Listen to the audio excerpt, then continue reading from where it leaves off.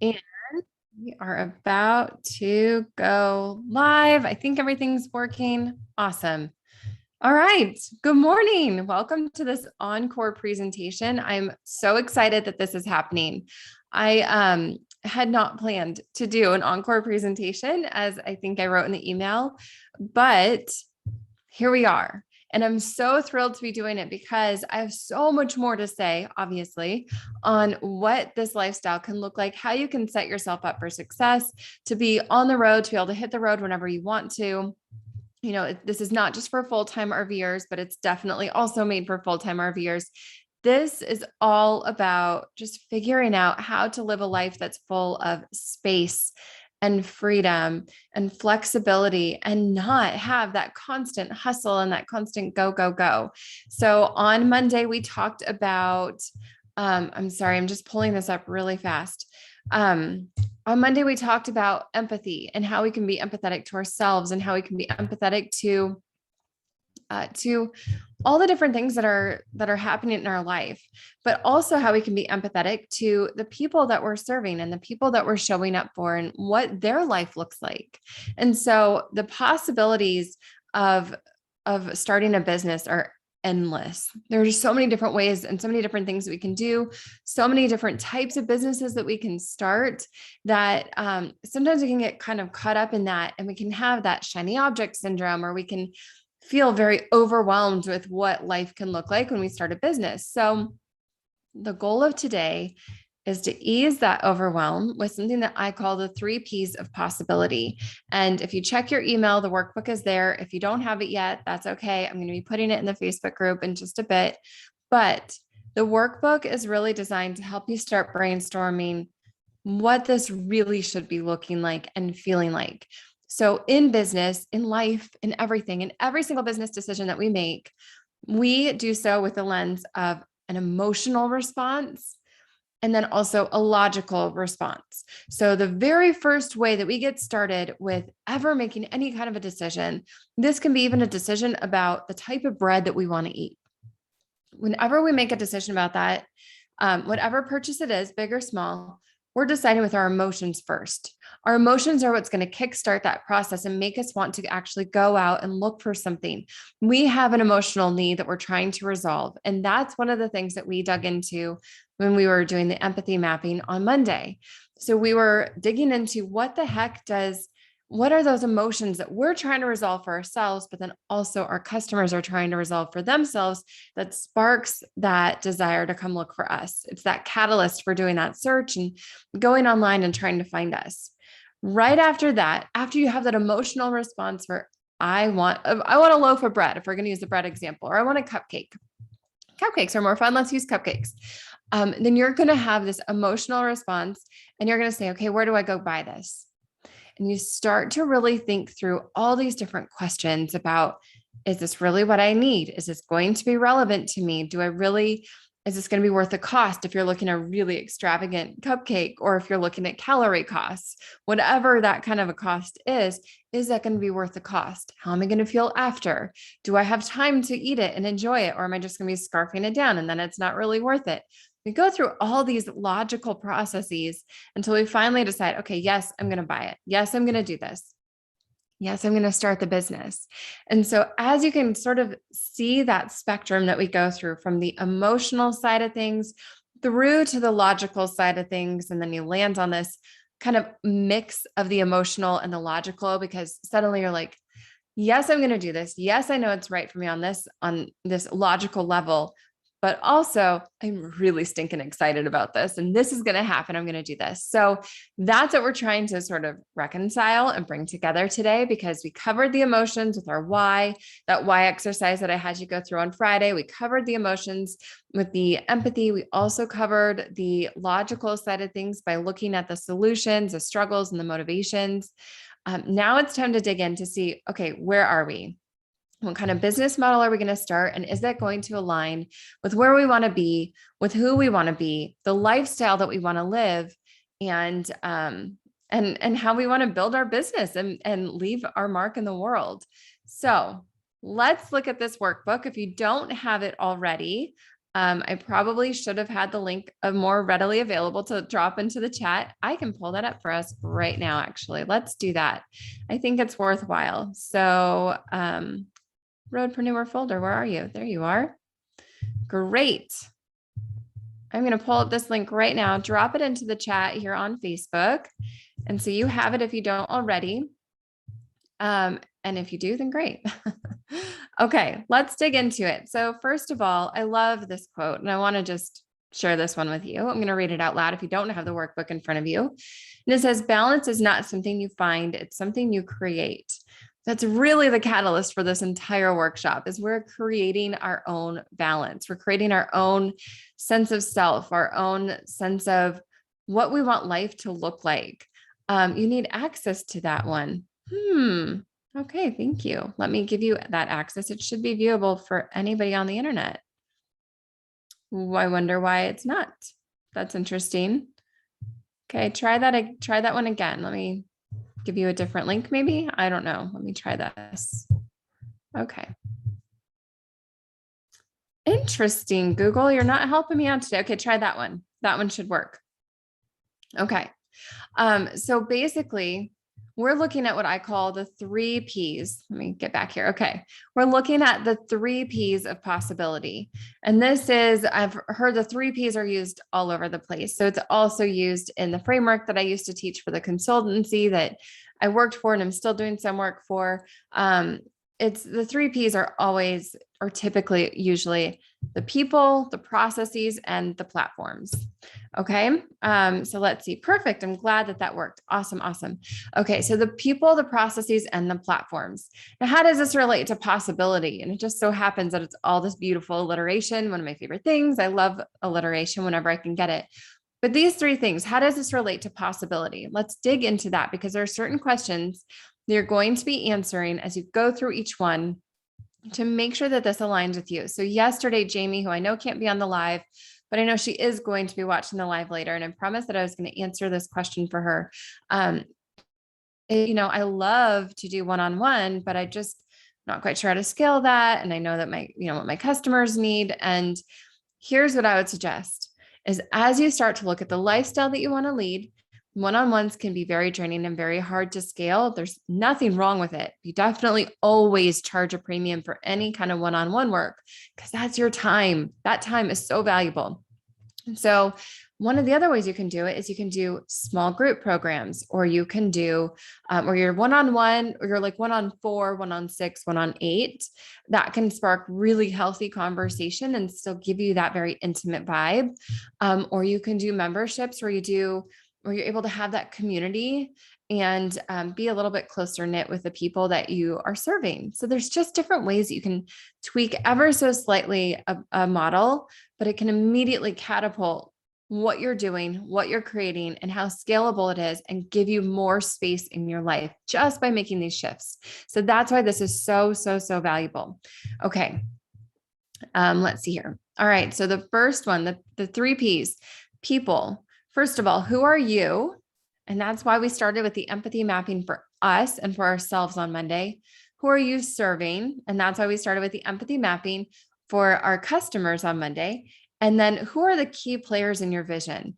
This is a really, really important question because sometimes we have investors. Most of us don't. I know I sure don't, but I still have a lot of key players in my life and in my business. Those are my kids, because I have to put them front and center always, always, always. My husband, he always has a say in what I'm doing. Who else do you have that's a key player in your world who might be able to help you? I also have my mastermind group. I have a really close-knit group of 3 other friends. We're all business owners. And I consider them key players in my business because they're the ones that I lean on whenever something's not going quite right. And I'm like, I just need help wrestling with this problem. We all come to each other with the same thing. Or they're the people that I celebrate my wins with. They're the people that I turn to. And so I consider them a key player in this vision because they get it. They're vested in it on an emotional level and they're cheering for me. And I just think it's a beautiful thing. So who are those key players for you? You can start to think about that. You don't have to answer it now, or you can drop a name or something in the chat if you feel like it, but just start to think about who are those key players in your business. So it's you, who you're serving, and then that third element of who those key players are. Then we'll talk about the processes. So the processes go all into how are you delivering whatever it is that you're delivering. I put service in the workbook. It can be a product as well, but how are you delivering this? Is this one-on-one, like Jamie was saying?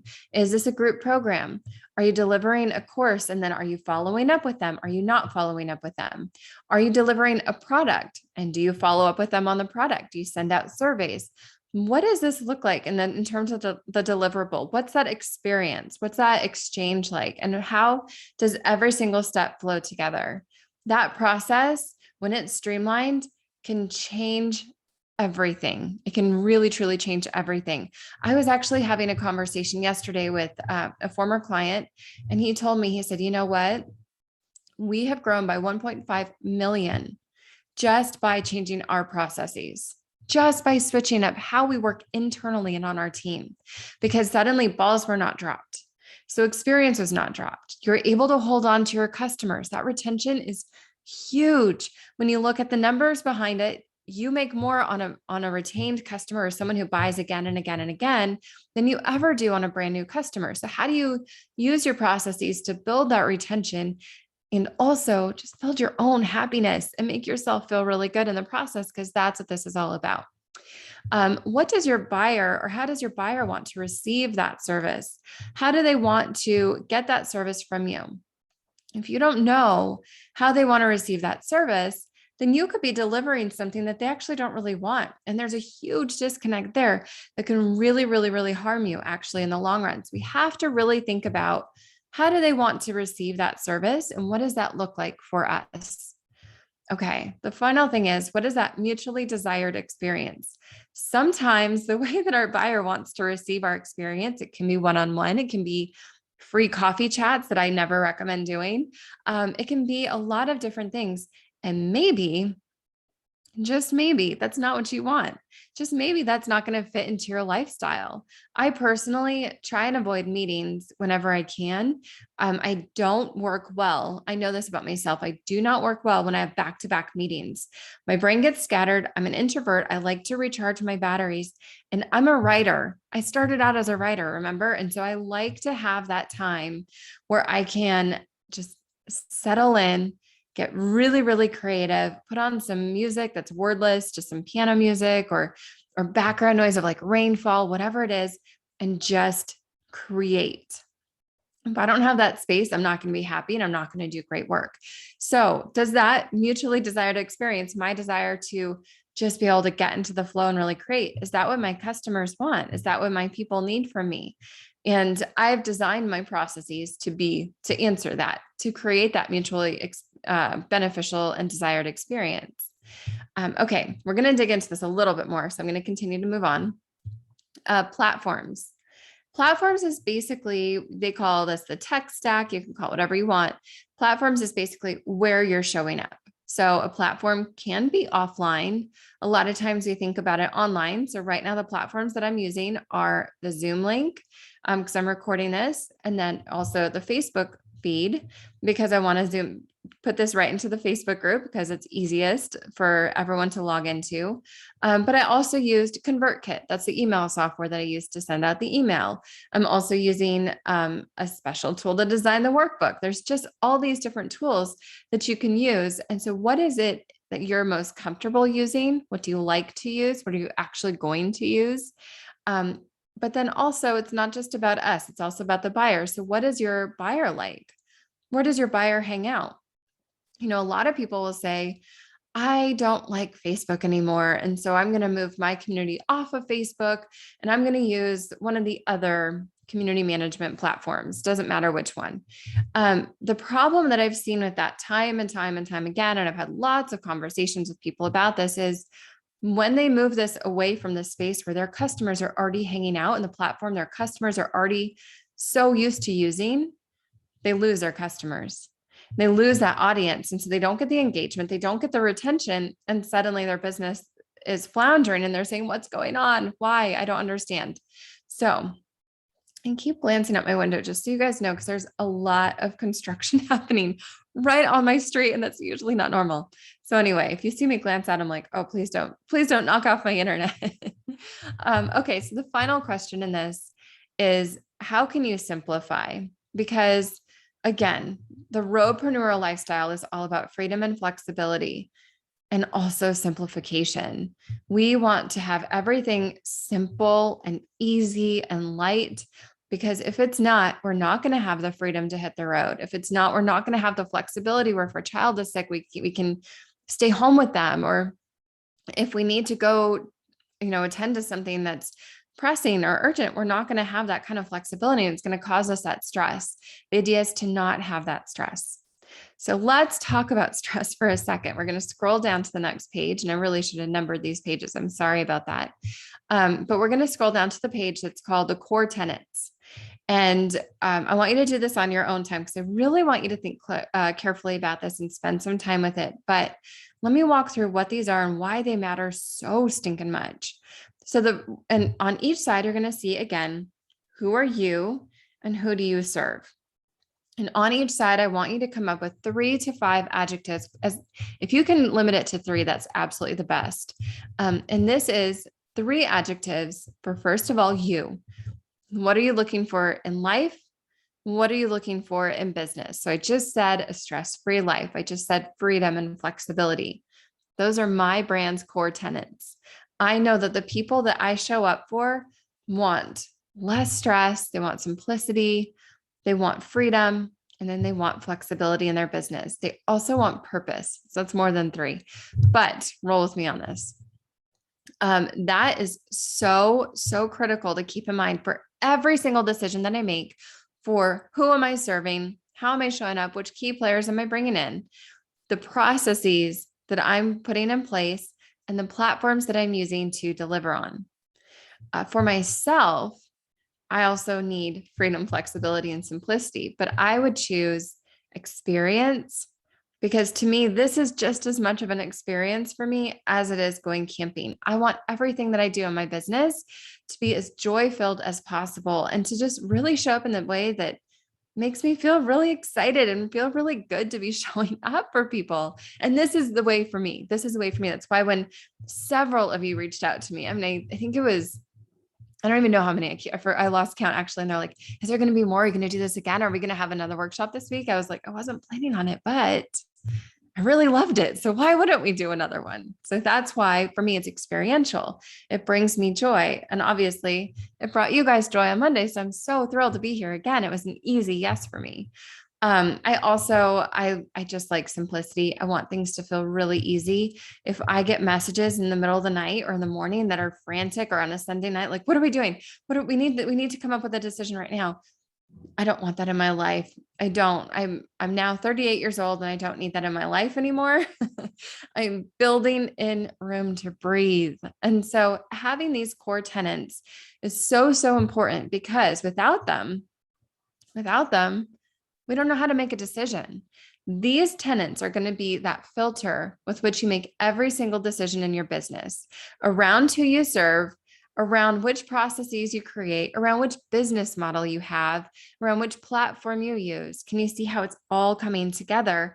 Drop a 1 in the chat if you can see how this is all coming together in terms of how these tenets and how these adjectives that describe your life are going to filter into every little fiber of your business. It's really, really, really, it just makes such a difference. And you need to consistently come back to making those decisions through that lens. Otherwise, you're going to lose people. You're not going to grow. You're not going to fulfill that possibility that is available to you. And you're going to be really frustrated at the end. And I don't want that for you at all. I want you to have a business that makes you feel really good to show up in every single day. Okay. So let's start with aligning these core tenets to those 3 P's. So scroll down to the next page. First, the next page is going to be people. Let's focus on the people. So I have a bunch of questions in here and I left space for you to write about it, if that's how you want to write it. Or you can take this, fold it up as a piece of paper, pull it up on your phone, go for a walk, and just think about these things. I'm going to go through each of these questions briefly, but you don't have to answer them right now. We're not going to do rapid journaling on them. I want you to think about the business model or models that stood out to you on Monday the most. And let's make sure that they pass that filter test, that they can go through those core tenets and really make sure that they're making you happy and your people happy. And then, of course, if those two are happy, then your key players are going to be happy as well. So for the people, will I be happy doing this? That might seem like a big question. That might seem like an easy yes on the surface, but I want you to sit with it for a little bit, because there's so often when you might think you're going to be happy doing this, but I want you to ask it to yourself 3 different times. But am I really going to be happy doing this? Am I really going to be happy doing this? I cannot tell you how many times I've gut reaction said, yes, I'm going to do something, and then realized that was not something that's going to make me happy. That was not the right decision. And I backtrack and I think, crud, now I've really got to do it. I've got to show up for this because I committed to, and I always keep my word, but it's very difficult. So I did this a few years ago where I was actually sitting in an office and was offered a really sweet gig. My youngest was 4 months old. My oldest was 2, had just turned 2. And this really nice contract just landed right in my lap. And I drove home on the freeway and I called my husband and I said, I don't know. I'm not sure. And so we went through this test. Am I going to be happy doing this? Am I going to be happy doing this? And for the time being, I was. But then it started to require more travel. And I love to travel, but I didn't realize how much difficulty and strain I was going to put on my family. It ended up not making me happy. And so I left in January 2020. I left and I took a step back and I said, I'm going back to where I know I'm going to be happy doing this. So make sure you really take that time to process, is this model something that I'm really going to be happy doing? It might look fun, but am I really, really going to be happy doing it? Next, will this meet my customers' emotional needs? So is this something that really answers one of those 3 adjectives that you will have chosen above for your customer? Go back to the empathy mapping. Is that model what your customer needs? So is a one-on-one approach what your customer really needs? Or do they need more of a space and community and connection? Are they feeling lonely, but then you're going to offer a one-on-one model? There might be a disconnect there. Or if they're feeling really overwhelmed and you just give them a ton of information in a course and then just kind of say, good luck. I hope that works out for you. Let me know how you liked it. They're not going to ever go through it. They're not going to ever go through it. So one of the platforms that I use, I'll get to this in a second, but one of the platforms that I use is called Member Vault. And that's actually where the Roadpreneur community is housed. And the reason why I like it is because I can see who's engaging. I can see who's there. I can see who's showing up and who's actually going through the material. So if there's somebody who's not gone through the material, I can also ask questions too. And so it's more of a dialogue. And I can see if someone's not going through, I can reach out to them and say, is there another way that I can deliver this? Is there another way that you want to receive this? Because I want to make sure that I'm making this as easy as possible for you. Okay. The next question, is this relevant to what my customers are looking for? And also, is this relevant to what I'm looking for? So relevancy is one of those words right now that is so popular, and for good reason. This world is changing very quickly. And it's very easy to, again, be caught up in that shiny object syndrome. And, oh, that looks like that's fun. Or maybe I should start a podcast, or maybe I should start a blog. Maybe I should start a membership, whatever it is, might not be relevant to what we really need. Like, let's get back to the basics. It might not be relevant to what we even want. So always when you're thinking about your model and you're thinking about where you're going to market it, how you're going to set your business up, this entire customer journey, which I'll end on in just a second, or in a few minutes, more than just a second, but this entire customer journey, is it relevant? Are all these pieces relevant? Okay, more on that in a bit. Will I feel motivated to show up and to do this? And will my customer be motivated to buy it? So in our empathy mapping exercise we went through, motivation was a huge thing. What motivates us? Is there a very solid and concrete bridge that your customers will walk across and you will walk across alongside them that will make sense and keep everybody motivated to continuously show up and to stay with you and to want to buy again and to want to continue to grow and transform whatever that transformation looks like with you? We have to really make sure that motivation is there, because if it's not, you're going to be just spinning your wheels and no one's ever going to buy, and you're going to be frustrated. And that's just not good.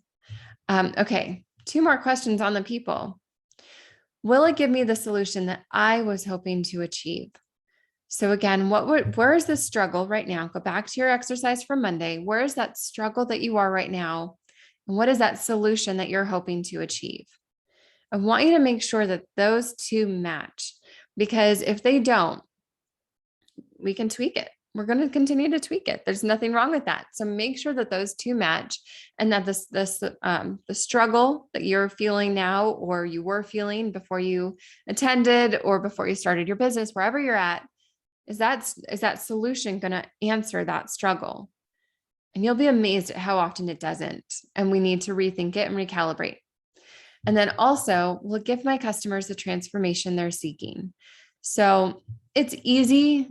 It's so easy. And probably the number one mistake that I see business owners make, to assume that we know what our customers want, and to assume that we are able to transform them in the way that they want to be transformed. But we need to constantly be gut checking ourselves, checking the data, making sure people are really, really seeing those results and feeling that transformation come to life. Because if they're not, we're going to lose them. And if they're not going to want to ever buy from us. And so again, there's going to be that disconnect that's going to stop us from really being able to make a good living doing what we love.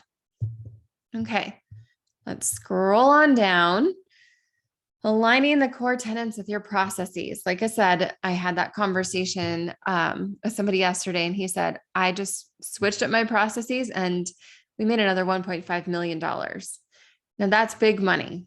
It's very big money. I understand that, but it's also very possible if you just have the right processes in place, because what processes do is they deliver an experience. They make it feel seamless. You have these little elements of surprise and delight that you can sprinkle in. And when you have them so locked down, you can also hit the road. You can also go and breathe and live, really, truly live life, and just embrace it, knowing that your business is set up for this. Okay. So again, we're going to look at, how am I going to deliver the product or the service to the people that I'm serving? How is this going to show up? What is that going to look like? When they place an order with me on my website, what happens next? What happens after that? What happens after that? And get really, really nuanced with it. The more nuanced you can be, and the more you can walk through that process, you definitely should walk through that process on your own and buy your own product so you can see it in action. But the more nuanced you can get with it, then the more exciting and sticky, as we like to say, the stickier that experience is going to be. Is this how my customer wants to receive the product or service? Again, are we delivering it in a way that maybe does not align with where they want to be? Is this the right experience? Is this the right process for that transformational goal that they want to get from you? So every single purchase is some kind of a transformation. We'll go back to that cupcake example. When I buy a cupcake, and it's one of these beautiful decadent ones, that like perfect frosting on the top, I don't want it to be given to me on some dirty paper plate with maybe I don't know, that doesn't just look very appealing. There's all the elements have to come together, right? And so if I'm going to be buying something, I want that experience to feel like, heck yes, I just got the best cupcake in the world. And if I can't have that, then the entire experience is ruined. So it's the same thing. What are those extras, those little bitty details? Are you incorporating those into your processes to make sure that this experience feels just like what your customers need it to feel, for them to feel that full transformation? Okay, this is a big one. This question is a big one, especially for roadpreneurs. And this is my process scalable to my desired lifestyle? Whether or not you hit the road in the RV every single day, probably not every single day. No one I know travels 365 days on the road, but whether or not you hit the road once a month, or you are at a campground for 30 days or maybe a full season, maybe you don't RV yet, but you're planning to and you want to. Regardless, we have an idea of the lifestyle that we want to live. And we need to make sure that the processes are going to align with that. So let's go into let's go into a very specific example of my subscription boxes. They actually did not start out as subscription boxes. I started my other company, Cruising and Campfires. They're all basically under one umbrella. But I started it as gift boxes for campers, and I still do have gift boxes for campers. But the reason why I shifted to a subscription box model was specifically because I wanted that shipping process to match my desired lifestyle. And guess what? It also, to the next question on this list, it also aligns with my target customer's lifestyle. They know when they can expect their package every single month. I ship on the 5th of every single month. They know that they can expect that package then. And so if they're going to be on the road, or if they're full timers and needing to find a place to go pick it up or set their address, then they know to do that. It's very simple for them. It's that ease and that light feeling. And then for me, I know that I'm not going to be planning a trip on the 5th of the month, or if I am, I'll let my customers know I'm going to be shipping out just a little bit early, or I'll have an assistant go and help me to ship out those boxes. In any case, I have a process in place to keep it consistent, keep those expectations aligned, and still match those lifestyles of both me and my customers. So do you see how having those processes in place is so critical? Because otherwise, your lifestyle is going to get blown if you don't, because you're going to be constantly spinning your wheels and feeling like a hamster on a wheel, and your customers aren't going to know what to expect. And so then for their lifestyle, they might not feel like they're buying into something that's going to really give them that calm sense of comfort and security and peace and whatever it is that you're delivering. Go back to those core tenets to make sure that it aligns with all that. Typically, those are some really hot ones where they need someone to help them reduce overwhelm, reduce some stress. And if you don't have all those buttons in place to make sure that it reduces that stress, reduces that overwhelm, there's going to be a disconnect there. It's not unrecoverable, but it's going to be there. Okay. Finally, does this process meet my emotional needs? My emotional needs are I want things to be easy and simple and light and free and full of experience on my end, just as much as on my customer's end. Does a process meet those needs? It absolutely can. We just have to make sure that we're setting ourselves up for that success. Same with our customers. Does it meet their emotional and their logical needs? Because every single time they hit that buy button, they're reconciling both that emotional and that logical, those emotions and those logical reasonings that they went through.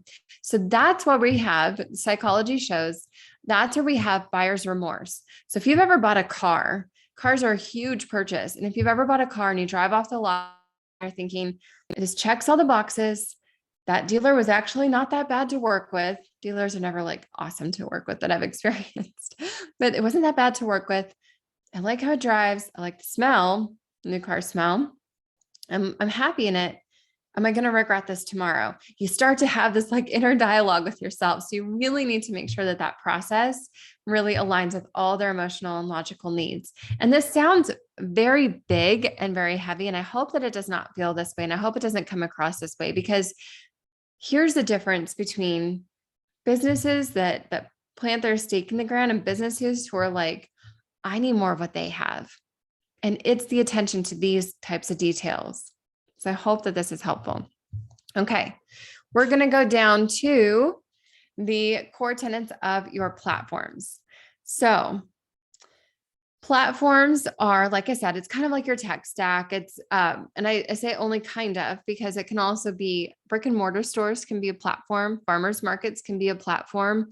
This is a platform for you to find an audience and to really get people integrated into your business and into your world.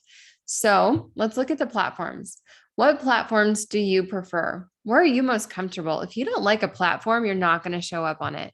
If you don't like to go on Twitter, you're probably not going to be tweeting very often. That's me. I'm not a Twitter user. If you don't like your email software, you're probably going to really struggle to be emailing out. If you don't like your project management software, you're probably not going to be planning your projects.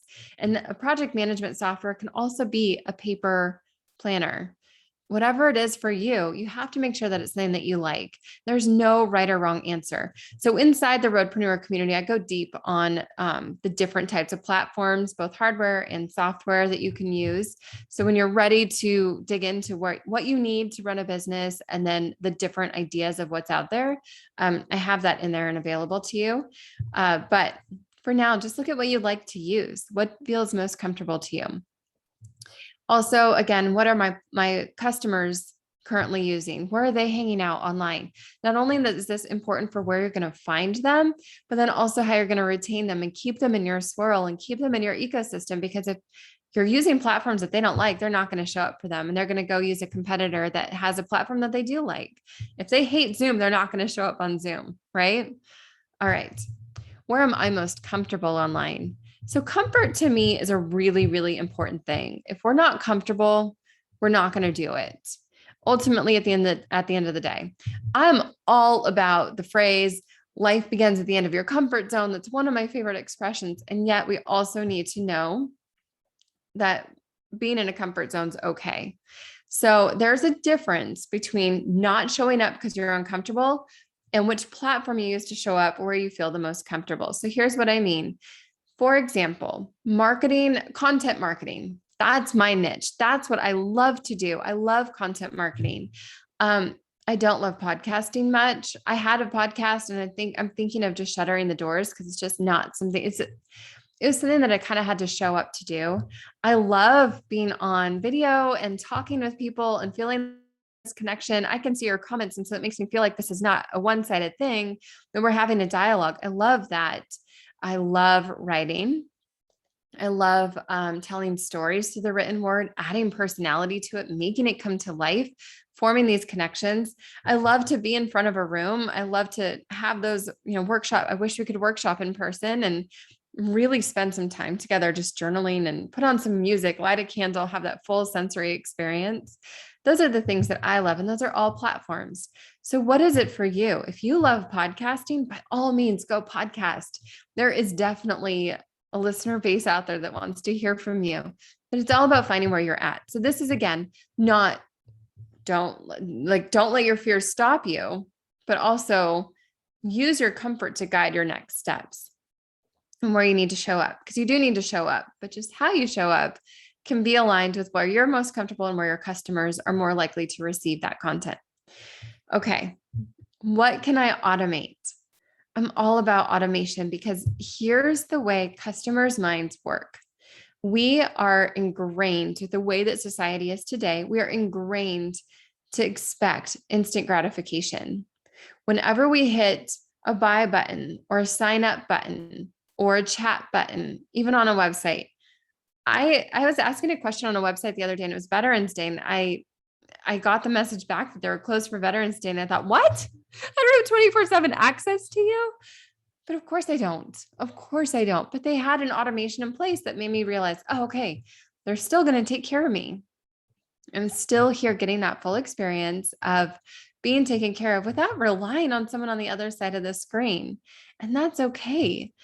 So you can automate things to provide that instant gratification response without feeling like you have to be on 24/7. You can't leave cell phone service range. You can't go camping off grid, because what happens if the sky starts falling and people have questions and I need to be there to answer them? It's okay to take a break. And automation lets you do that. So let's look at what you can automate. Start looking at your processes and then figure out which platforms you can use to automate some of those. Email marketing is a great one. Social media marketing is also a great one. You want to make sure you're there for the comments. And so be sure that you're looking at what you're going to post before you go off grid, because sometimes posts can go spiral pretty quickly if they're, a little bit provocative. So you don't want to do that, of course.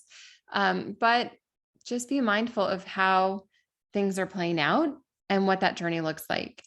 So the final question that I want to ask you is, are there any experiential gaps in that journey that tech can solve?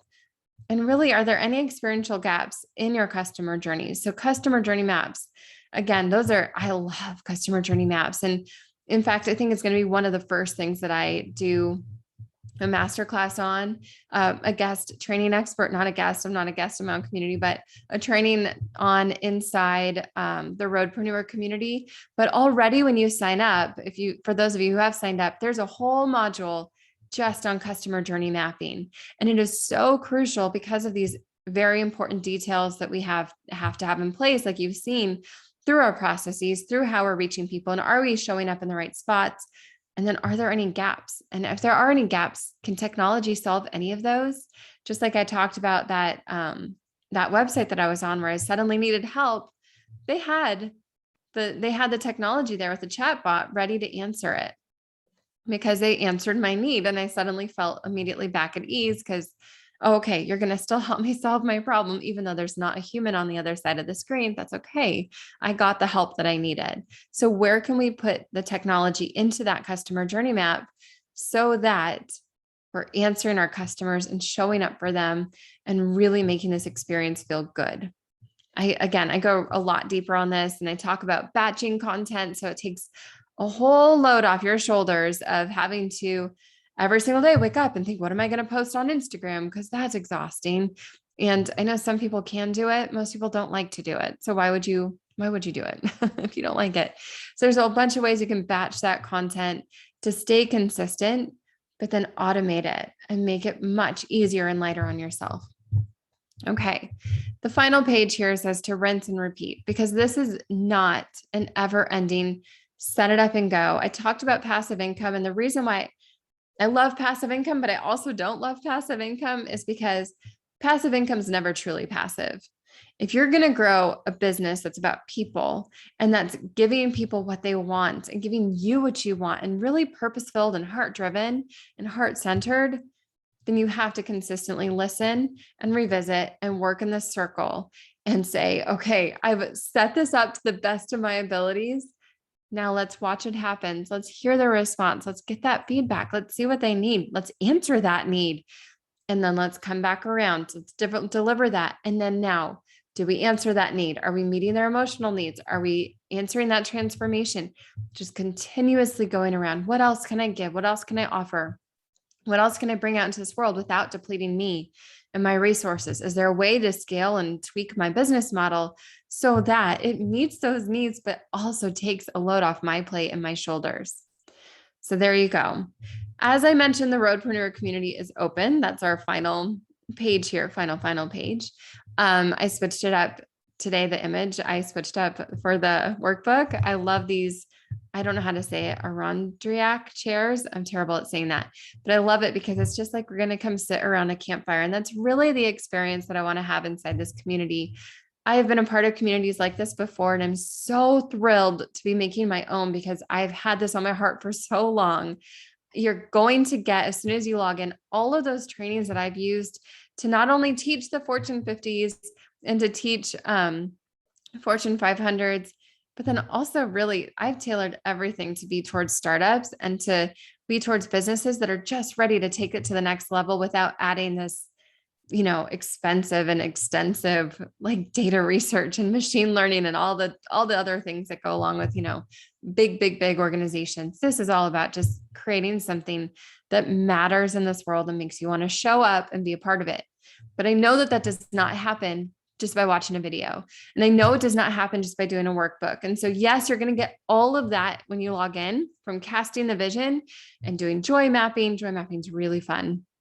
Empathy mapping, like we've already done, things like that. But then all the way down to automation and what tools do you use and how do you customer journey map and how do you find those holes and how do you answer them?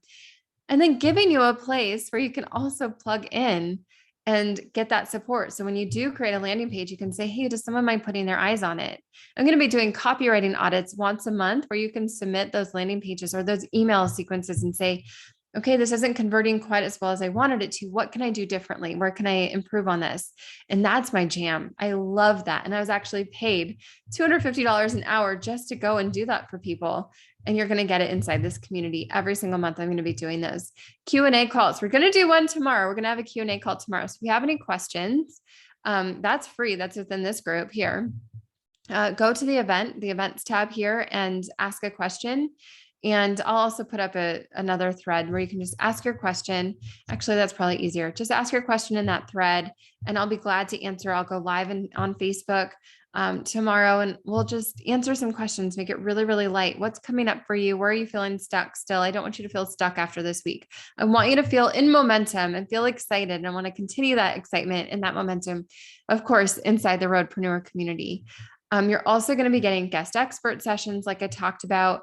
I have people lined up who are so ready. They've already raised their hand and they're going to just come and talk to you and pour into you in different ways.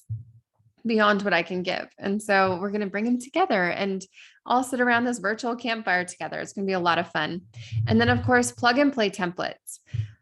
It is so hard for some people, and most people that I've talked to, and I love these people because they keep me in business.